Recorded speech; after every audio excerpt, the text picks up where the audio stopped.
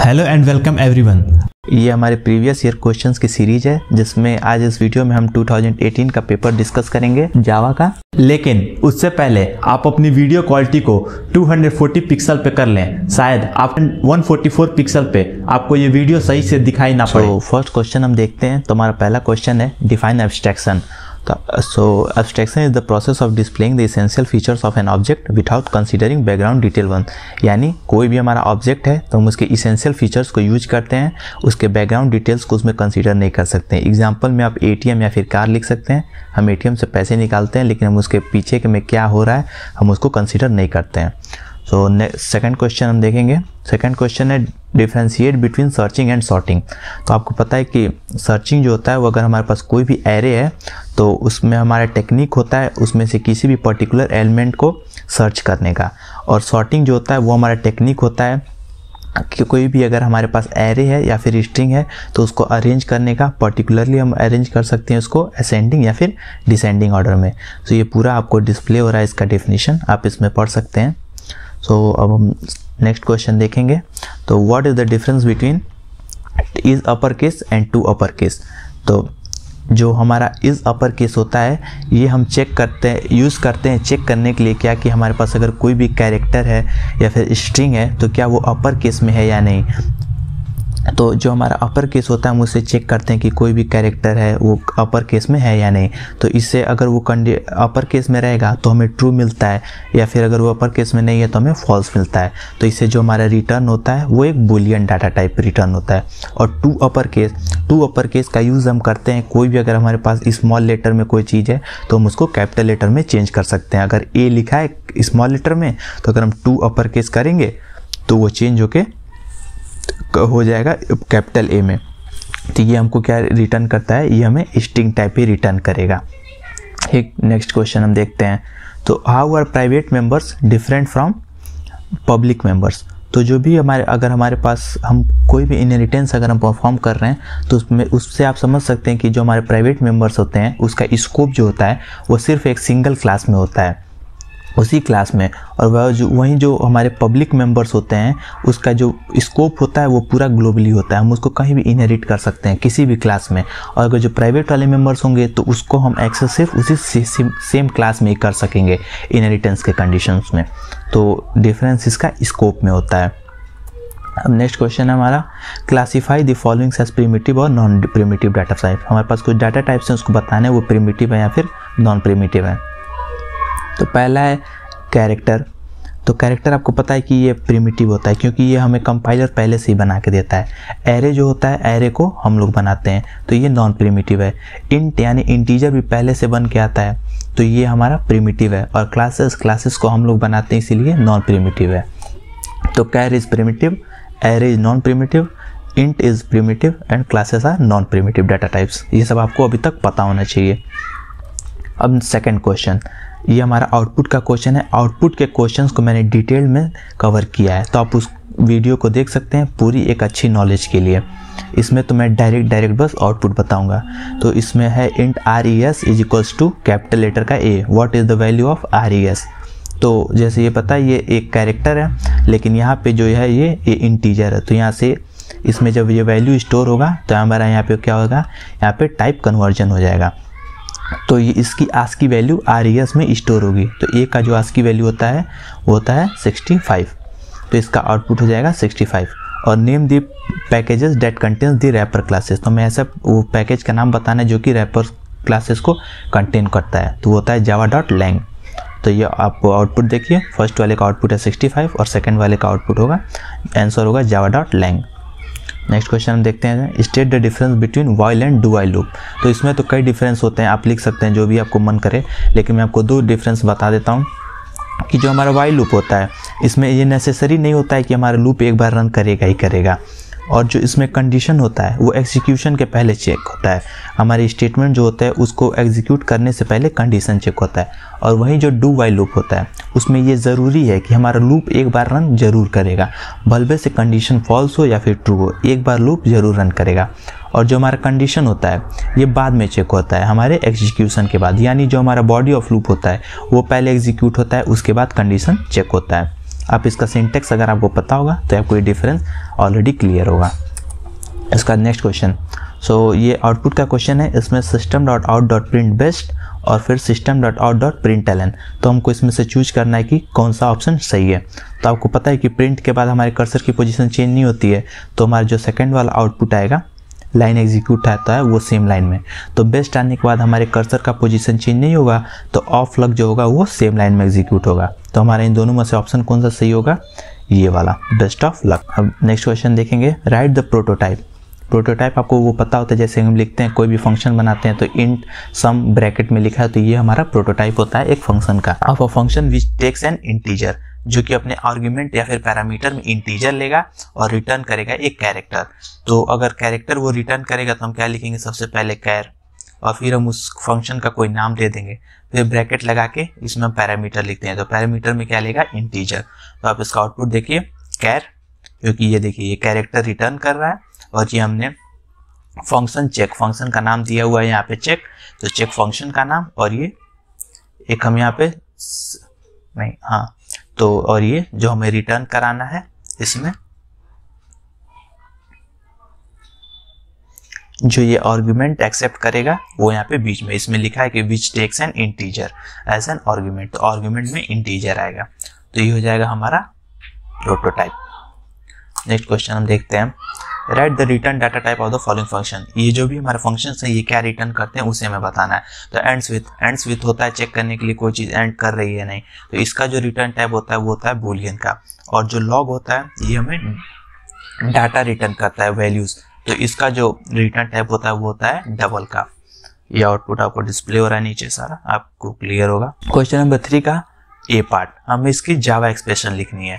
तो ये जहाँ पे स्क्वायर रूट लगा रहता है, तो आपको ये पता है कि ये मैथमेटिकल फंक्शन है, तो इसके लिए हम लोग यूज क्या करते हैं, math.sqrt। तो math.sqrt के अंदर हम अब इन सबको लिखेंगे। तो ये क्या है, पहले 3x, तो 3x को हम लोग कैसे लिख सकते हैं, 3 इंटू उसके बाद x, तो ये क्या होगा math.sqrt 3 इंटू एक्स, फिर से प्लस, और हम इसको math.pow लगा के भी लिख सकते हैं, या फिर x इंटू एक्स अगर लिखेंगे तो x स्क्वायर हो जाएगा, और फिर जो ये पूरा कंडीशन आएगा, स्टेटमेंट आएगा, उसको ब्रैकेट लगा के फिर बाई a प्लस b।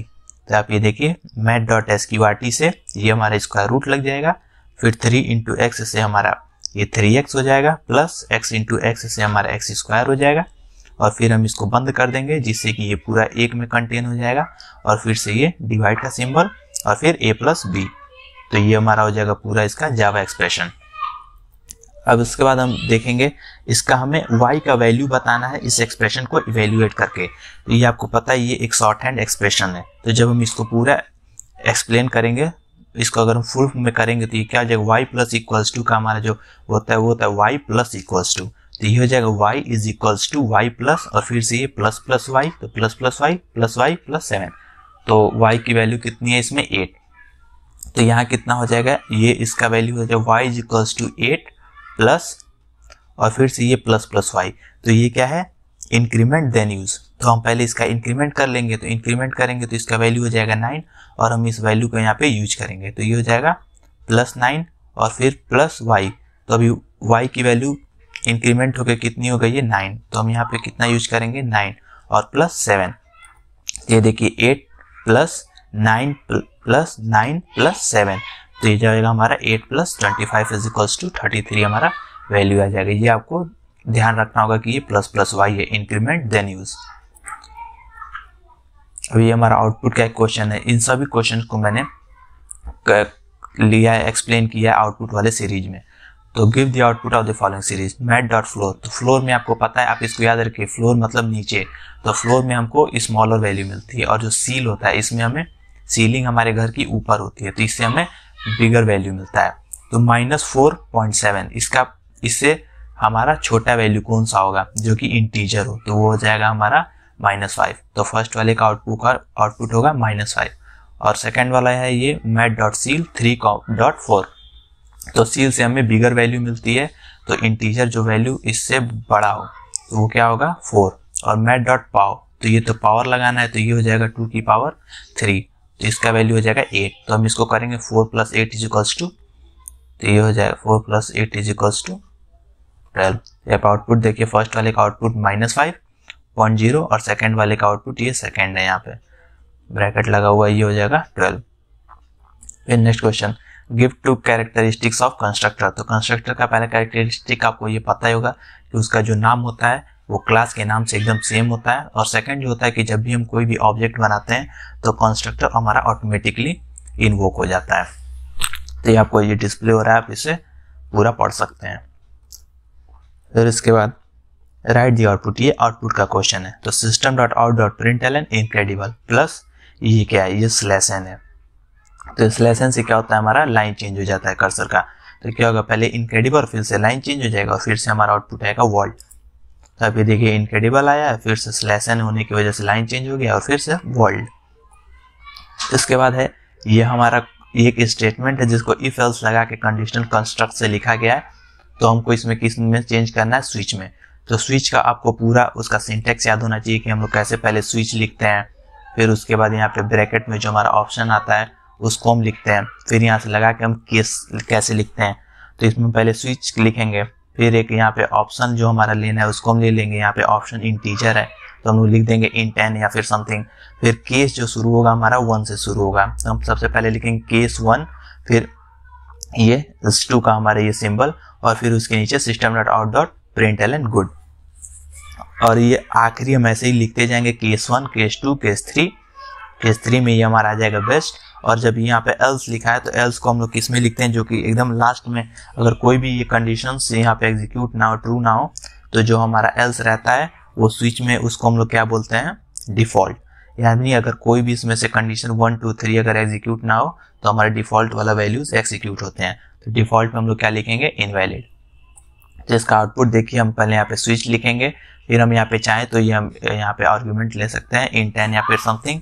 फिर हम लिखेंगे केस 1, तो केस 1 में system.out.println गुड। और आपको ये पता है कि ये जो हमारा स्विच होता है इसमें केस में हम लोग ब्रेक जरूर लिखते हैं कि अगर ये कंडीशन ट्रू हो जाए तो ये ब्रेक हो जाए तो ये स्विच से बाहर निकल जाएगा। तो केस 1, केस 2, केस 3 और ऐसे ही डिफॉल्ट में स्टेटमेंट हो जाए system.out.println इनवैलिड। तो ये होगा पूरा इसको चेंज इफ एल्स से स्विच में। फिर है हमारा नेक्स्ट आउटपुट। इन सभी क्वेश्चंस को मैंने आपको पता है कि आउटपुट सीरीज में करा दिया है। तो इसमें हम क्या करेंगे, achievement dot replace e, a, यहाँ पे एक ब्रैकेट होगा। तो रिप्लेस में क्या होता है, ये हमारा क्या है, फर्स्ट वाला e जहां जहां पे है वहां पे a आ जाएगा e की जगह पे। तो ACHIE है यहाँ पे, तो यहाँ हो जाएगा a, फिर v, फिर e के जगह पे a, फिर m, फिर e के जगह पे a। तो इसका आउटपुट हो जाएगा ACHIAVAMANT। और सेकेंड वाला क्या है, dedicate dot compare to devote. तो इसमें कंपेयर टू में अगर ये जितने भी यहाँ पे कैरेक्टर्स हैं और यहाँ जितने कैरेक्टर्स हैं, अगर ये सारे कैरेक्टर्स सेम होंगे तो हमें आउटपुट मिलता है क्या, 0। ये रिटर्न करता है 0। और अगर ये नहीं है तो ये पॉजिटिव और निगेटिव में वैल्यूज को रिटर्न करता है। तो ये देखिए DE और DE यहाँ पे सेम है, तो यहाँ तक तो ये कंडीशन ट्रू था, लेकिन जब यहाँ आया तो यहाँ पे आया D और इसके बाद यहाँ पे आया V। तो इसको यहाँ से ये फॉल्स हो गया, तो ये मतलब 0 तो रिटर्न करेगा नहीं, तो ये कुछ पॉजिटिव या निगेटिव में रिटर्न करेगा।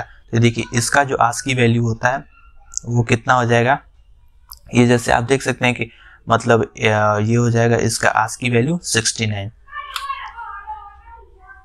68 हो जाएगा इसका आस्की वैल्यू, और इसका भी कुछ आस्की वैल्यू होगा। और फिर जब हम उसको रिटर्न उसमें से माइनस करेंगे इसके आस्की वैल्यू में से इसको, तो हमारा वो वैल्यू आएगा -18। तो हम इसको माइनस कर देते हैं, और ये वाला छोटा था इसलिए ये निगेटिव में आएगा -18। अगर यहाँ पे B रहता और यहाँ पे D रहता तो हमारा जो होता तो यहाँ पे पॉजिटिव में 18 आता। ठीक, उसके बाद next question, give the output. ये भी आउटपुट का क्वेश्चन है। यहाँ पे हमारे पास ARR नाम का एक एरे है जो कि है स्ट्रिंग टाइप का। इसमें वैल्यूज स्टोर है दिल्ली, चेन्नई, मुंबई, लखनऊ, जयपुर। और हमारा जो फर्स्ट आउटपुट स्टेटमेंट है वो क्या है, system.out.println ARR of 0 dot length. तो ARR of 0, तो हम देखेंगे ARR of 0 पे कौन सा है। तो एरे का जो इंडेक्सिंग शुरू होता है वो 0 से होता है, तो 0 पे कौन सा आएगा, दिल्ली डॉट लेंथ। तो इसका लेंथ कितना है, 1 2 3 4 5। लेंथ जो होता है वो 1 से शुरू होता है और एरे की इंडेक्सिंग 0 से शुरू होती है। तो 5 यहाँ पे आ जाएगा 5। फिर is greater then ARR of 3 dot length. तो ARR ऑफ 3, तो ये हो जाएगा 0 1 2 3 यानी लखनऊ। तो लखनऊ का लेंथ कितना होगा 1 2 3 4 5 6 7, 5 इज ग्रेटर देन 7। तो ये कंडीशन क्या है, फॉल्स है। तो इसका जो आउटपुट होगा वो होगा फॉल्स। और सेकंड वाला क्या है, system dot out dot print ARR of 4, तो ARR ऑफ 4 पे कौन सा आएगा 0 1 2 3 4 जयपुर, कॉमा सबस्ट्रिंग 0,3। तो सबस्ट्रिंग में आपको पता है कि जो फर्स्ट वाला होता है यहाँ से हम लोग वैल्यूज को लेना शुरू करते हैं, और जो लास्ट वाला आर्ग्यूमेंट होता है इससे -1 इंडेक्स तक हम जाएंगे। तो 3 - 1 इंडेक्स यानी 2 तक। तो इसका इंडेक्सिंग शुरू होगा 0 1 2, 2 पे क्या आएगा I, और होगा शुरू कहाँ से 0 से, तो JAI ये हमारा होगा सेकंड वाले का आउटपुट। तो फर्स्ट वाले का आउटपुट फॉल्स और सेकंड वाले का output JAI। Next question, rewrite the following using ternary operator. तो टर्नरी ऑपरेटर में जो आपको पता है वहाँ पे क्या होता है, ये क्वेश्चन मार्क लगता है और एक ये S2 का सिंबल लगता है। तो सबसे पहले हम क्या लिखते हैं, हमें जिसमें वैल्यू को स्टोर करना है, तो इसमें वैल्यू किस में स्टोर हो रहा है, डिस्काउंट में। तो हम क्या लिखेंगे, डिस्काउंट इज इक्वल्स टू हमारा जो क्या होगा कंडीशन, तो बिल इज ग्रेटर देन 10,000। तो हम लिखेंगे discount is equals to bill is greater than 10,000, और उसके बाद हम लगाते हैं क्वेश्चन मार्क। क्वेश्चन मार्क के बाद हम लोग कौन सा स्टेटमेंट लिखते हैं जो कि ट्रू होगा।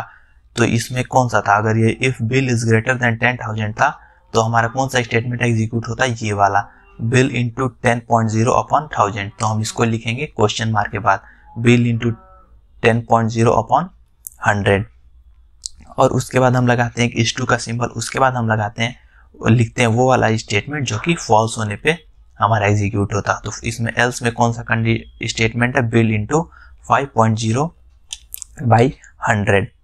तो हम इसको लिखेंगे इसमें S2 के बाद बिल इंटू 5.0 बाई 100। ठीक, तो आपको याद रखना कि टर्नरी में ये क्वेश्चन मार्क और ये S2 के सिंबल का यूज किया जाता है। इसका नेक्स्ट क्वेश्चन है, ये भी एक आउटपुट का क्वेश्चन है। तो इसमें ये इंटीजर I है और ये लूप है।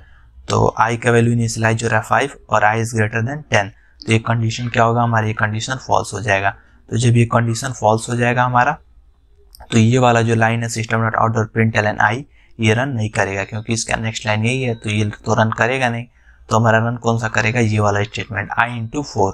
तो I का वैल्यू यहाँ पे कितना है 5 इंटू 4, तो इसका आउटपुट हो जाएगा 20। और अगर हम चेक करें कि हमारा लूप कितनी बार रन किया, तो आप देख सकते हैं कि यहाँ पे ये फर्स्ट टाइम में कंडीशन फॉल्स हो गया था, तो यानी हमारे लूप एक भी बार रन नहीं किया। सो ये है 2018 का फर्स्ट पार्ट ए, जो कि 40 नंबर का, और सेकंड पार्ट आपको नेक्स्ट वीडियो में मिलेगा।